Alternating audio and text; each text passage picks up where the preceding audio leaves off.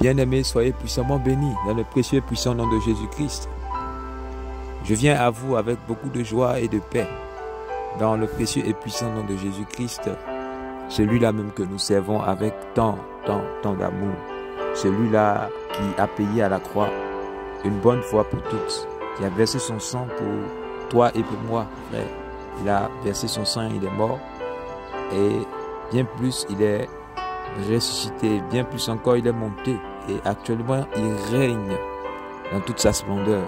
Il est à la droite de Dieu le Père, où il est intercède pour nous, jusqu'à la fin de nos jours.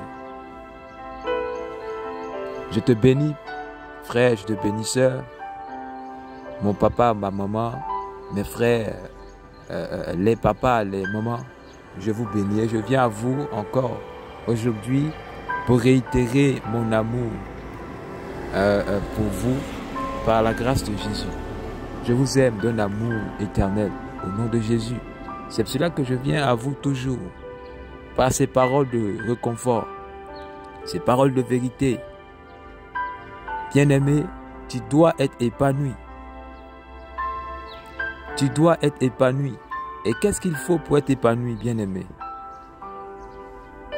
Il y a une règle qu'il faut suivre en Jésus. Et la règle d'or, c'est d'obéir à sa parole. Bien-aimé, tu cherches le bonheur là où il ne faut pas le chercher. Tu cherches le bonheur là où il ne faut pas le chercher. Tu es désobéissant, tu ne veux même pas t'approcher de la parole de Dieu. Et puis tu pleures à longueur de journée, tu veux la bénédiction. Or que la bénédiction est à ta portée parce que Jésus a dit, il dit, cherchez premièrement le royaume des cieux et sa justice. Alors où est ta justice? Où est cette justice que tu recherches? Où est le travail que tu fais pour que Dieu sente que tu es en train de rechercher son royaume? Où sont tes œuvres là? As-tu la foi, comme Jacques le disait? Mais sache que Satan a la foi aussi. Parce que avoir la foi, c'est croire en Dieu. C'est ça la foi si tu ne sais pas. Avoir la foi, c'est croire en Dieu. Donc, les démons ont la foi. Et Satan lui-même a la foi parce qu'il croit en Dieu. Il connaît Dieu mieux même que nous. Satan connaît Dieu mieux que nous les chrétiens. Et il connaît la parole mieux que nous les chrétiens. Et quand on nous invite à rentrer dans ce mystère de la parole pour avoir cette autorité qui va nous donner de rentrer dans les bénédictions, on ne veut pas. Alors donc ne pleurniche pas. Ne pleurnichons pas. Je viens vraiment attirer votre attention, attirer l'attention de mes frères et sœurs. Chrétiens, lève-toi et commence à t'attacher à la parole. Commence à méditer la parole. Il a dit à Josué, Josué avait peur comme toi et moi. Josué voyait que c'était vraiment grand ce qui lui avait été donné. Moïse est mort et Josué avait peur parce que c'était vraiment une mission, une grande mission. Et c'est normal d'avoir peur. Mais souvenez-vous, dans le premier livre de Josué, le Seigneur va appeler Josué. Parce que le Seigneur aimait Josué. Et autant que lui, le Seigneur nous aime aujourd'hui encore d'un amour incommensurable. Et le Seigneur t'appelle de par ma voix. Tout comme Josué, le Seigneur t'appelle parce que actuellement tu es pris dans la peur, tu es pris de panique. Tu ne sais pas à quel sein te vouer. Et même si tu crois être serein, ta sérénité n'est pas basée sur Dieu. Donc tôt ou tard, tu vas connaître ce qu'on appelle le désespoir. Tu vas connaître ce vide qu'on connaît quand on n'est pas avec le Seigneur.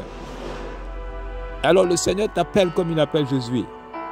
Et dit à Josué, n'aie crainte, fortifie-toi, n'aie pas peur, je suis avec toi. Et il donne le conseil, ce conseil-là que je suis en train de vous donner. La parole. Bien-aimé chrétien, tu ne peux pas être victorieux si tu n'as pas le temps de la parole. Si tu n'as pas le temps de la lecture de la parole, si tu n'as pas le temps pour méditer la parole, tu ne seras jamais victorieux. Laisse-moi te dire. Jamais victorieux. Parce que la prière, c'est de rappeler à Dieu sa parole. Si tu n'as aucune parole en cœur, tu n'as aucune parole méditée, comment tu rappelles ces paroles-là à Dieu? Dans la foi, comment tu le fais? Comment tu le fais? Alors Dieu dit à Josué, ce livre que Moïse t'a donné, mes paroles y sont inscrites. Alors que tu ne t'en éloignes point.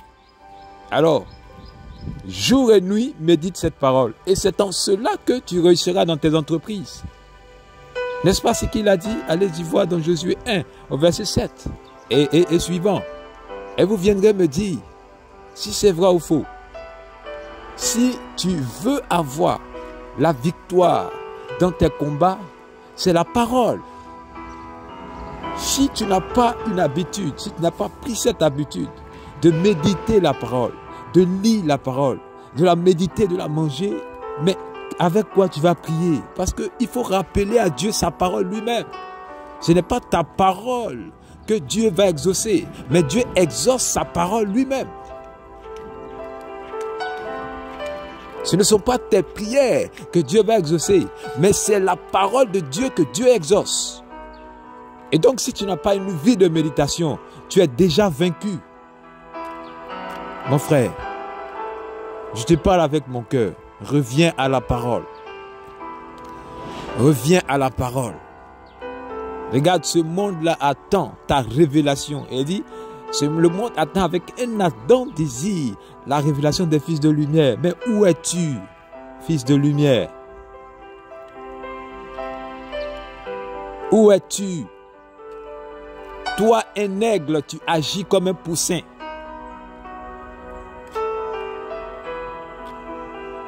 Il faut que tu te lèves. Arrête de pleurnicher.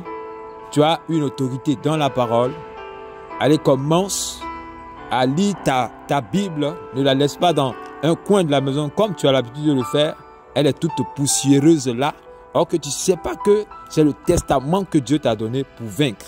Et tu es en train de pleurnicher, tu es en train de pleurer. Et nous tous on l'a fait. Maintenant qu'on le comprend, on est obligé de vous dire que c'est dans la parole qu'on a la victoire. Si tu n'as pas une vie de méditation, de lecture au quotidien de la parole, Dieu l'a dit, médite cette parole jour et nuit et qu'elle ne quitte pas ta bouche. C'est ce que Dieu a dit. Mais nous on va à l'encontre de Dieu et puis on pleurniche. Bien-aimé, je viens avec la paix de Dieu pour te rappeler que ta victoire réside dans ta méditation, dans la méditation de la parole. Et cette méditation de la parole-là va te faire connaître ce qu'on appelle une réelle intimité avec Dieu. Parce que là, Dieu sera avec toi parce que tu es dans sa parole. Il sera avec toi. Et c'est dans ce cas-là que ta prière devient efficace devant le Seigneur. Ta prière va trouver toujours une bonne issue et tu seras surpris d'être exaucé. C'est en cela que réside la force des enfants de Dieu, la parole de Dieu. Si tu n'as pas une vie de prière, alors commence à lire et à méditer la parole, tu vas voir. Ta vie de prière va commencer à être profonde, à être vraie. Et tu seras exaucé. Tu n'auras pas besoin de faire des acrobaties comme on le voit maintenant. Beaucoup de paroles, mais le cœur est vide parce que tu ne médites pas la parole. Beaucoup de prières, mais on le fait dans le sentiment, dans les émotions. On n'est pas vrai parce qu'on n'a pas la parole en nous. Je t'invite à lire la parole. Je vais finir sur ce point-là pour te dire, amen, que c'est dans la parole, c'est dans la parole de Dieu, dans la méditation quotidienne de la parole de Dieu, jour et nuit comme Dieu le stipule. C'est dans la persistance de cette action que tu vas commencer à voir réellement les choses arriver. Tu vas commencer à voir réellement ce que Dieu a promis. Ce que Dieu t'a promis, ce qu'il t'a promis, tu vas commencer à les voir se réaliser. Mais si tu négliges la parole, si tu négliges la lecture, si tu négliges la méditation, alors tu vas continuer de pleurer et tu ne vas pas rentrer dans la promesse. Ça, je t'en donne la garantie. À moins que tu ailles voir le diable pour signer un pacte avec lui. Voilà. Et ce n'est pas une promesse parce que le diable ne donne que ce que Dieu a prévu pour toi. C'est ce que le diable fait. Quand tu vas chez le diable, il n'a rien à te donner. C'est ce que Dieu a prévu pour toi là. C'est ce qu'il te donne. Mais en échange de ton âme, donc tu es perdu. Tu te perds pour ce que tu devrais avoir. Parce que tu refuses de t'attacher à la parole de Dieu. Soyez bénis.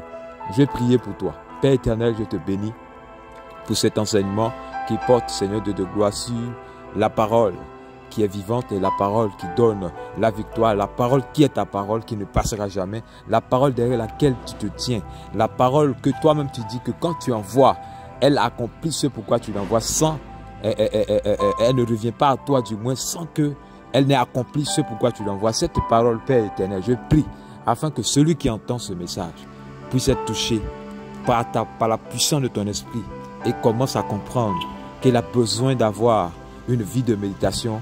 Il a besoin d'être conduit par ta parole. Il a besoin de reprendre sa lecture biblique pour pouvoir terminer ce joyau que tu nous as laissé afin de voir sa vie être transformée réellement par ta puissance et ta fidélité.